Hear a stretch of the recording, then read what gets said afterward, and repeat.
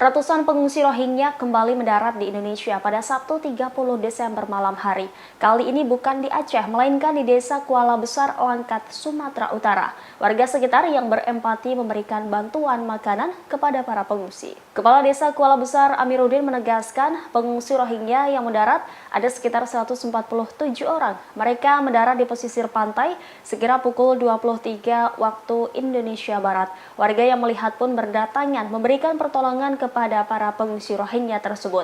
Para pengungsi diberi makanan hingga obat-obatan. Amiruddin mengatakan para pengungsi Rohingya masih tinggal di tenda di pinggir pantai. Saat ini pihak kepolisian dan anggota Koramil setempat sedang mendata identitas para pengungsi.